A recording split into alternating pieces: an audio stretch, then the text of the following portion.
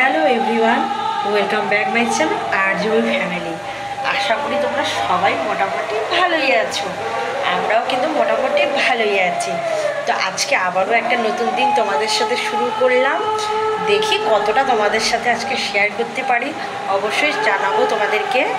আর আমি এখন দুপুরের জন্য রান্না রেডি করে বসিয়ে দিয়েছি, রেডি হচ্ছে আর কি। তো এই যে দেখো, আজকে করছে বাঁধাকপির তরকারি। এই যে দেখো, বাঁধাকপির সবজি, সাদা সাদা বাঁধাকপির সবজি, আর ভাত বসিয়ে দিয়েছি। আর এই যে দেখো, আলু ভাজা কেটে রেখেছি, আলু ভাজা করব। তো বাঁধাকপির সবজি আজকে খাবো, কারণ কবের থেকে তো ভাজা ভাজাই খাচ্ছি, কিন্তু ভাজাটা খেতে খেতে না পুরো গ্যাস হয়ে যাচ্ছে আমারও। আর খেতে আর ইচ্ছেও করছে না। তো একদম শুধু লবণ আর তোমার লবণ দিয়ে বাঁধাকপির তরকারিটা করে নিয়েছি। দেখতেই পেলে সাদা সাদা বাঁধাকপির তরকারি। তো যাই হোক, আজকে কিন্তু শুক্রবার, আর আজকে আমাদের 8 নম্বর দিন, তাই না? দেখতে দেখতে 8 নম্বর দিন হয়েই গেল। আর এই যে দেখো, মাম্মাম ঘুমোচ্ছে, এখনই জাস্ট ঘুমোলো। আর এই যে দেখো, ঘরের কি অবস্থা, ঘরটা এখন খেলনাগুলো খেলে ফেলে রেখেছে, ওগুলো গুছোবো। আর বাইরে তো কীর্তন খুব শোনা যাচ্ছে, তোমরা তো বুঝতেই পারছো। তো যাই হোক, তোমরা ব্লগটা দেখতে থাকো। কতদূর শেয়ার করব বুঝতে পারছি না, তো যতটা পারবো তোমাদের সাথে সারাদিন তুলে ধরার চেষ্টা করব। তোমরা দেখতে থাকো, ঠিক আছে?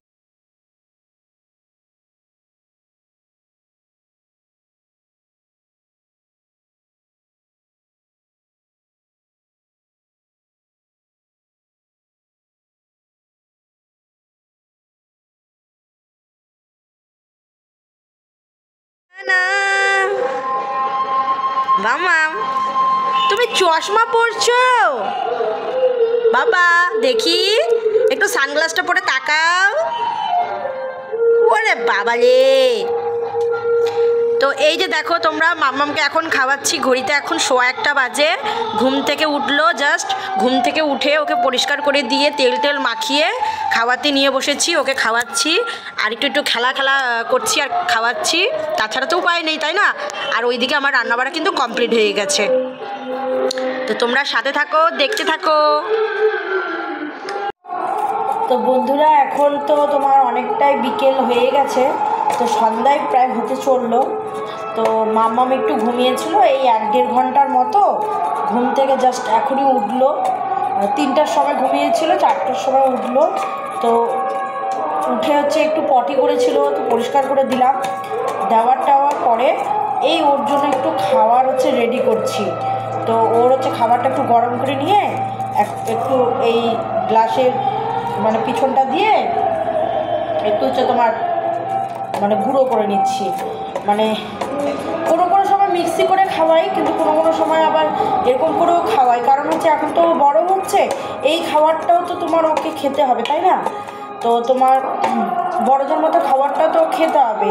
মোটামুটি ও একটু ভাত টাত খায়, অল্প স্বল্প খায়, খুব একটা বেশিও খায় না, একটু অল্প স্লাইড একটু খায়। তো যাই হোক, আমি তোমার এখন আর কি চেষ্টা করছি যে, এখন তো ওর 6টা দাঁত হয়ে গেছে, উপরে 4টা, নিচে 2টো দাঁত হয়েছে। তো এখন কিছু কিছু করে খাওয়ার আমি তোমার একটু গ্লাসের পিছনটা দিয়ে একটু স্ম্যাশ করে দেই, যাতে ওর খেতে সুবিধা হয় আর ও হজমও করতে পারে, তার জন্য আর কি এরকম করে দেই। তো ভাবলাম এটা তোমাদের সাথে তুলে ধরি। তো যাই হোক, দুপুরবেলা খাওয়া দাওয়ার পরে তোমাদের দাদা তো এসেছিলো, 2:30টার সময় খেতে এসেছিলো, খেয়ে 3টার সময় চলে গেছে। তারপরে আমি এবার কাপড় চোপড় গুছালাম কিছুটা, সম্পূর্ণ গুছাইনি, কিছুটা গুছিয়েছি। কিছুটা কিসের জন্য গুছিয়েছি সেটাও বলছি। তো আজকে তো হলো শুক্রবার, আগামী দিন আগামী শনিবার আমরা বাড়ি যাচ্ছি। তো যাই হোক, অনেক ভাবনা চিন্তা করার পরে শনি রবি সোমবার তো বড়দিন, তোমরা জানো। তো বড়দিনের জন্য তোমার এমনিতেও তো ছুটি থাকেই, তো 3 দিন ছুটি পেয়েছে তোমাদের, শনি রবি সোম 3 দিন ছুটি আছে তোমাদের দাদাদের। তো যাই হোক, তো আর বেশি লেট করবো না। মাম্মামের যতই সমস্যা হোক না কেন, বাড়িতে একটু আগাভাগা গেলে একটু কি বলো তো, মানে একটু ভালো হয় আর কি। বাড়িতে তো অনেক কাজই আছে, তো বাড়িতে গিয়ে একটু কাজ করলে মারও অনেকটা হেল্প হয়, তাই না? আর সত্যি কথা বলতে গেলে ছুটির দিনগুলো তো, ছুটির দিন ছাড়া তো তোমাদের দাদা আমাকে নিয়েও যেতে পারবে না বাড়ি, তাই না? যার জন্য আগামী দিনই আমরা চলে যাবো আর কি বাড়ির দিকে। তো অবশ্যই তোমরা সেটা তো দেখতেই পাবে, আমি যতটা পারবো চেষ্টা করবো তোমাদের সাথে শেয়ার করার। আসলে কি বলো তো, মানে ব্যাগপত্র থাকে, আবার মামামকে তো আমি কোলে নিয়ে থাকি, আমি মানে মামামকে কোলে নিয়ে সারাটা রাস্তা যাতায়াত করি, আর তোমাদের দাদা হচ্ছে ব্যাগপত্র নেয়, যার জন্য না আমি মানে ক্যামেরাটা করতেই পারি না। এই জন্য বেশিরভাগ সময়ই মানে পারি না, যখন মানে একটু বসি তখনই আর কি করি, এটাই হলো মানে ব্যাপারটা। তো যাই হোক, কিছুটা কাপড় চোপড় গুছিয়েছি, যেহেতু মানে থাকবো অনেক কিছু দিনই, জানি না কতদিন থাকবো, কিন্তু এই মনে করো কালকে যদি যাই তাহলে হচ্ছে তোমার তাও ধরে নাও 1 সপ্তাহের কাছাকাছি তো গিয়ে থাকবোই, তাই না? তো বুধবার দিন তো আমাদের কাজ আছে, মানে বুধবার দিন হচ্ছে তোমার আসল কাজ, শ্রাদ্ধ, আর মঙ্গলবার দিন হচ্ছে তোমার ঘাটের কাজ আছে আর কি। তো মঙ্গলবার দিন হচ্ছে তোমার আমরা কাজ করবো ঠিকই, তোমাদের দাদা হচ্ছে কাজ করে আবার চলে আসবে, এসে ও ডিউটি করবে, আবার বুধবারেও ডিউটি আছে, তো ডিউটি করে হয়তো রাত্রেবেলা ও বাড়ি যাবে, মানে এখনও সম্পূর্ণটা ঠিক হয়নি। ছুটি দেবে না, কারণ হচ্ছে পরপর শনি রবি সোম 3 দিন ছুটি আছে, তার জন্য ছুটি আর দেবে না।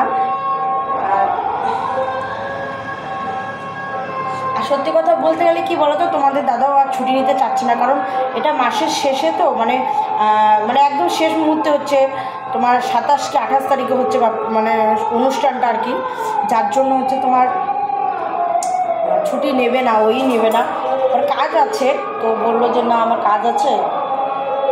তো যাই হোক, তোমাদের সাথে অনেক কথা বললাম,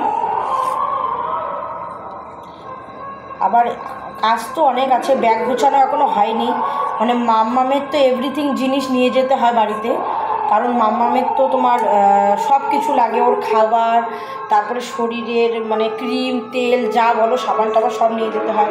কি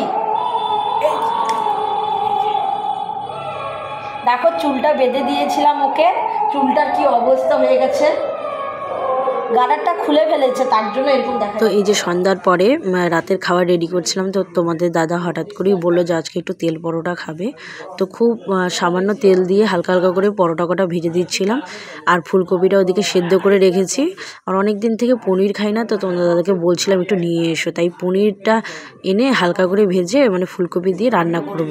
আর তোমাদের দাদা আমাকে হচ্ছে তোমার একটু বেলে বেলে দিচ্ছিল, যাতে আমার একটু হেল্প হয়, মামাম একটু ঘুমোচ্ছে, সেই সুযোগেই আমি তাড়াহুড়া করে ফটাফট করে রান্নাটা করে নেব। তো যাই হোক, এই যে দেখছো হালকা করে পরোটাগুলো ভেজে নিচ্ছি, এই সুযোগের মধ্যে মামাম ঘুম থেকে উঠে পড়েছে, যে তোমাদের দাদা এই যে মামামকে নিতে চলে গেল, আর আমি হচ্ছে তখন এখন আস্তে আস্তে বানাবো। তো তোমাদের কেমন লাগলো ভ্লগগুলো অবশ্যই তোমরা কমেন্টস করবে, আর যারা নতুন দেখছো অবশ্যই সাবস্ক্রাইব করে দিবে। তো আজকের জন্য এখানেই টাটা।